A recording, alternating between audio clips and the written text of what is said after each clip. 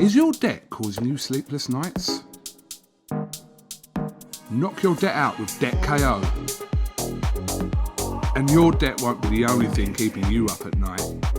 Debt KO, free, impartial advice on all your debt.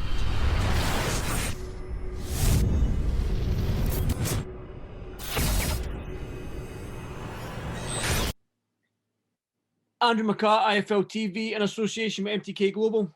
Delighted, as always, I say every single interview, but I am delighted, as always, to be joined by Billy Nelson. Billy, first and foremost, how's things, buddy? Well, everyone's okay, Andy. Looking forward to eventually getting a fight with Big Martin McCauley and progress his career. And it's been a long time for Martin. It seems like he was meant to be fighting in August and then postponed, obviously. He meant to be trying to get him another fight, postponed again, but not far away from his fight. But before we touch on Martin, I just want to get a quick rundown on your thoughts on the fight last night between Usyk and Chisora. I mean, how much of a player is Usyk now in the heavyweight division after that win against Chisora? Well, I thought it was a good performance by Usyk, a strong performance by Chisora. He was strong, Chisora. I just thought he lacked the output, and his punch volume was no great. And I think you need to at least try and match Usyk's punch output, you know what I mean, to get a desired results. But he did make him uncomfortable on quite a few occasions, and I now see a few more weaknesses in his arsenal than I did previously at cruiserweight. Like I said to you, like obviously Chisora put the pressure on him from the first round and stuff like that. He was only 15 stone, Usyk, and he's not the tallest heavyweights. He's taller than Chisora. But Chisora has that 3 stone advantage on him. You know what I mean? Which is a lot. Mm-hmm. But I'm just my question was going to be like, does Usyk have the power after? I know we can see that he was pinging off Chisora at times, but do you think he carries that power up at heavyweight? Do you think he can stop these bigger guys like Joshua's and Furies and stuff? Well, I'll turn the question on you. You just after saying he was pinging him, he was hitting him. Mm-hmm. So if he's hitting him and he's not getting hit back, he's more than capable of doing something at heavyweight with the skill set that he's got. Again, you don't need to be a power puncher to be a top heavyweight. It helps if you've got a bit of both, you know, skill set and a bit of power. Mm-hmm. Most top guys have, the top guys have. But, you know, what he lacks in power, he certainly makes up for skill and movement. Definitely. I totally agree with you there. But I think I was more to the point where I seen Chisora's post-fight interview with Coogan, and he said that when you get hit by a heavyweight, you know you've been hit by a heavyweight. He said that if you get hit by a heavyweight, if is a small word with a very big meaning. Mm-hmm. He never get hit. He never, with the fullest respect to Derek, he fought his heart out, as he always does. He's a warrior. But he never hit him. And there's the old saying, and I told Ricky Burns this a long, long time ago, you can't hurt something if you can't hit it. And he never hit him sufficiently to have an impact. But it's probably safe to say that Derek isn't probably the most technical of boxers, but the Anthony Joshua, maybe Martin McCauley, you know, they're technically good, so they ain't going to be swinging from the rafters. They are going to be throwing their shots down the middle. Do you know what I mean? They're going to be nice short left hooks, counter left hooks and stuff like that. Do you think, in that sense, that he can carry that up to keep like the bigger guys off him? Because Martin McCauley's 6'6", Joshua's. I think that's what my point was, that you are coming across. Chisora isn't the biggest heavyweight. He's heavy, but he isn't the tallest and technically that good. But the technically good fighters, the 6'6", 6'7" guys, I mean, do you think he can keep them off for 12 rounds? I don't. Based on last night, no, I don't. Mm-hmm. Somebody, and I know he's my fight, and I'm bound to draw a comparison with him. But my fighter will match him with punch output. Martin McCauley threw 143 punches in his last fight, in the last round of his last fight, which was only the second round, mind you. But a heavyweight throwing 143 punches is damn near unheard of in a round. I know Martin McCauley can do 100 punches around, no problem. He can do that. And with his size, weight, his size advantage, his weight advantage, and he's also his reach advantage. Plus, Martin Bacoli was taught by his brother to become a boxer. He's a world champion. He's a southpaw. So Martin sparred his brother for years. So the southpaw stance is no concern at Martin Bacoli's, whereas as a concern for a lot of heavyweights, a lot of boxers in general. Mm-hmm. So how do you think? Obviously, Usyk has definitely announced he's passed that heavyweight test in Chisora, because Chisora is obviously a very, very good heavyweight. So how does Usyk fare against Anthony Joshua, because he is mandatory for that WBO title now? Well, I'd fancy Anthony Joshua to beat him, because Anthony Joshua will do what Derek never done last night, and that's cut the ring off. Try and cut the ring off. Chisora was that comfortable. The textbook tells you to step your right foot's outside of his front foot. So, but he was quite comfortable with an inside of his front foot. You know, if my left foot is on the inside of his right foot, I'm right in line with his left hand. You know, I'm in trouble. But Usyk is more than comfortable, role reversal of being on the inside of his foot. You know, in line with a right hand, because he slips that right hand and comes back with a left hand right hook. Fucking good fighter, man. I mean, he really was. You could see it coming. Me and Mark Bacoli shout now. You know, you knew when he was going to do it.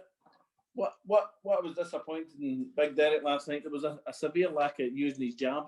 He did turn southpaw last night, though, Derek. Did you notice that? I did notice him. Why? I have no idea. Because, well, in hindsight, it never really achieved much, did it? No. Well, at least we know Derek can box southpaw now, I suppose. No, listen, Derek Chisora is a fine fighter, and he's been in some great fights, you know. But I would have liked to see him use his jabs. I've seen him in the gym. I'd like to see him use his jab more, just simple 1-2s to try and keep the guy on the back foot, and when he got him near the ropes, try and keep him on the ropes. That's what you need to do against Usyk. Certainly, that's what Anthony Joshua, Tyson Fury. He won't get off those ropes as easy as what he did last night, but he's very good at doing what he does. That's, you know, definitely. It's okay me sitting here saying he should have done this and he should have done that, but until you're actually in that ring with that man, I remember he's small. It's harder punching down. Big Tyson Fury, Martin Bacoli, AJ will all have to punch down to him.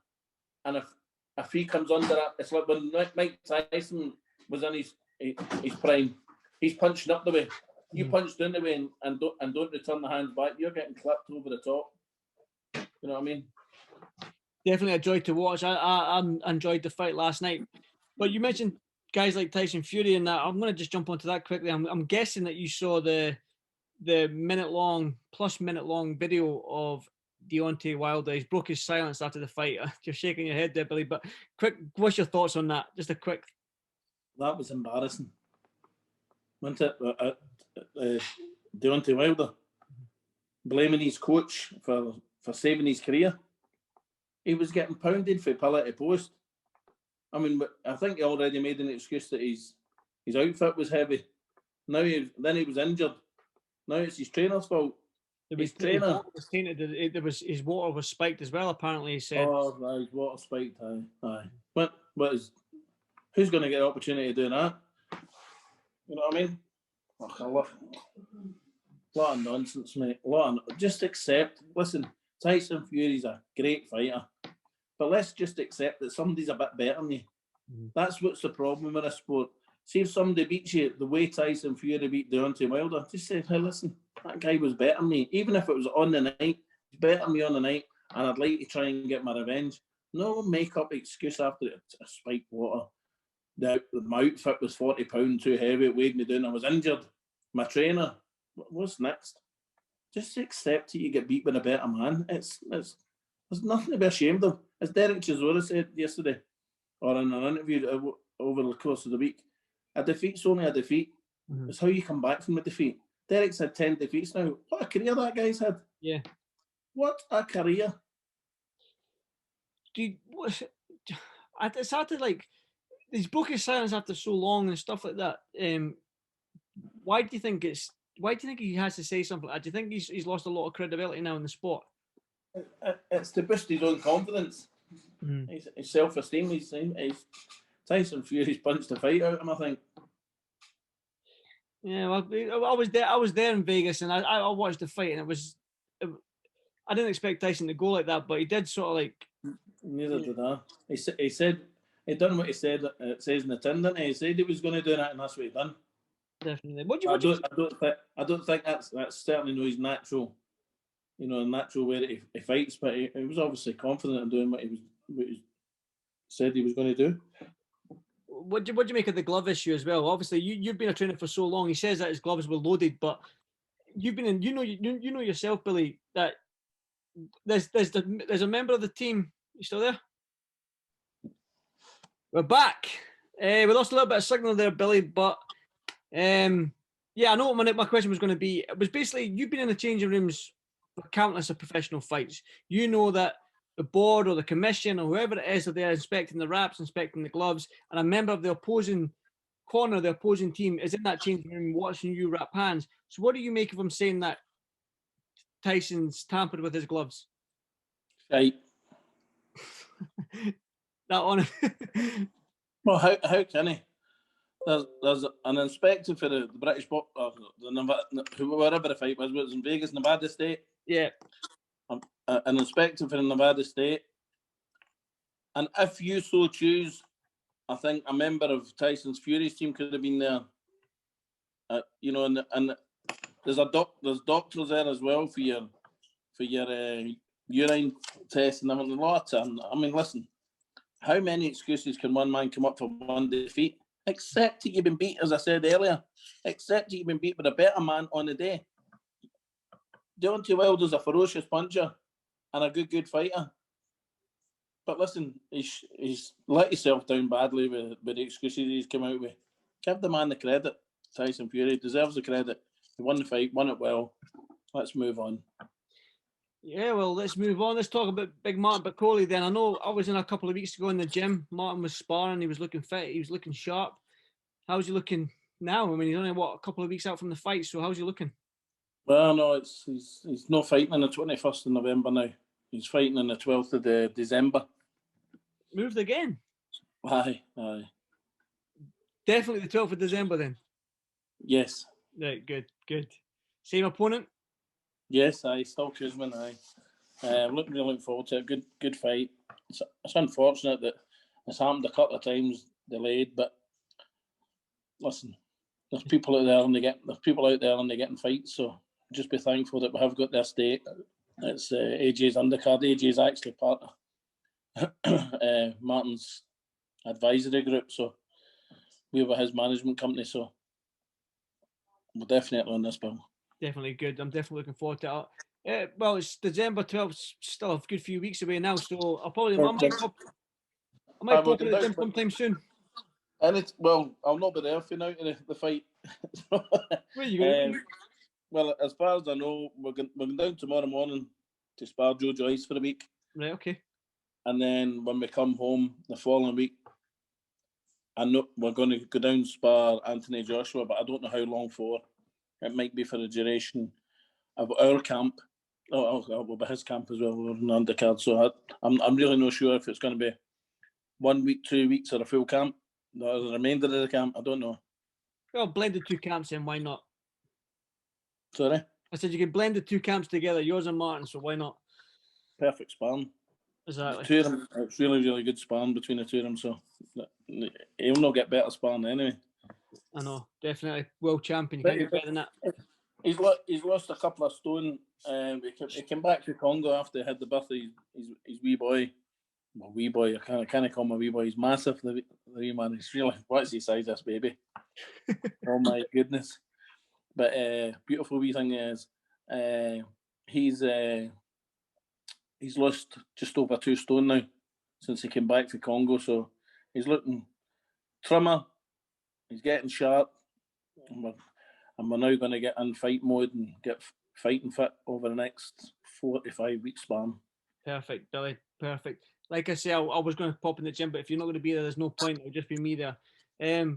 But like as always, man, I know you're at your day job right now, so I won't keep you much longer, but thanks for taking time out. Hopefully I've killed some time at your work, chatting shit to me.